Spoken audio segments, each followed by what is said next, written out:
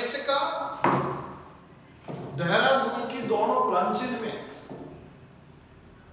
11th standard और 12th standard के batches academic performance को एक्सीलेंट करने के लिए स्टार्ट किए जा रहे हैं, जिसका मकसद है कि बच्चा कंसेप्ट को कनेक्ट कर सके, और ताकि जब वो कनेक्ट करेगा तब वो सोचेगा तो एप्लीकेशन की कैपेबिलिटी डेवलप हो जाएगी। ये सब यहाँ पर टीचिंग सिस्टम रामबाण गाइडेंस पर बेस्ड है।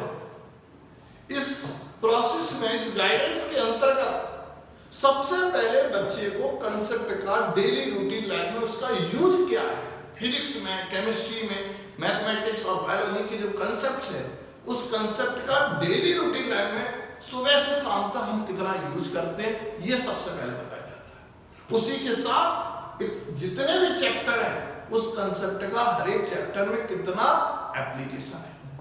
जब बच्चे को दोनों प्रोसेस के थ्रू बेनिफिट पता चल जाता है, इस कंसेप्ट को पढ़ के हमारे इतने चैप्टर में इसे अप्लाई कर सकते हैं, तो इतने चैप्टर हमारे क्लियर हो सकते हैं और डेली लाइफ में भी अप्लाई कर सकते हैं। तो बेनिफिट क्लियर होने की वजह से उसे इंटरेस्ट क्रिएट हो जाता है और बच्चा उस कंसेप्ट को फील करने लगता है, कनेक्ट कर लेता है।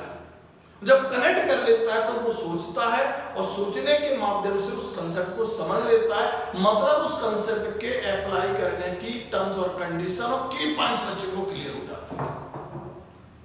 जब कंसेप्चुअल प्रॉब्लम उस बच्चे के सामने आती है तो 2 से 3 सेकंड में बच्चा उस कंसेप्चुअल प्रॉब्लम को लगाने की कैपेबिलिटी डेवलप हो जाती है। क्यों? क्योंकि वो की पॉइंट्स बच्चे को पता चल गए और उसे वो फॉलो करता है, तो अपने आप उस सवाल का आंसर 2 से 30 सेकंड में आ जाता है।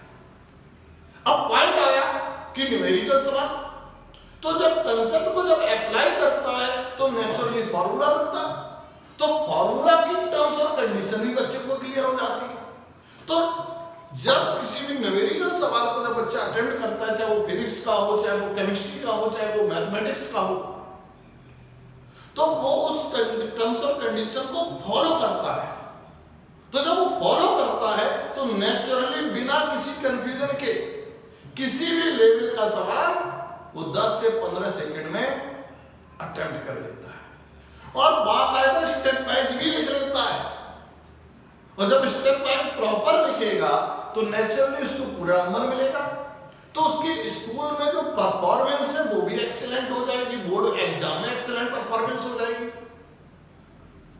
अब पॉइंट आता है कि बच्चा जब पेपर देता है तो कुछ सवाल उसके गलत भी हो जाते हैं, कुछ सवाल छूट भी जाते हैं, इसे कैसे कंट्रोल करें? इसके लिए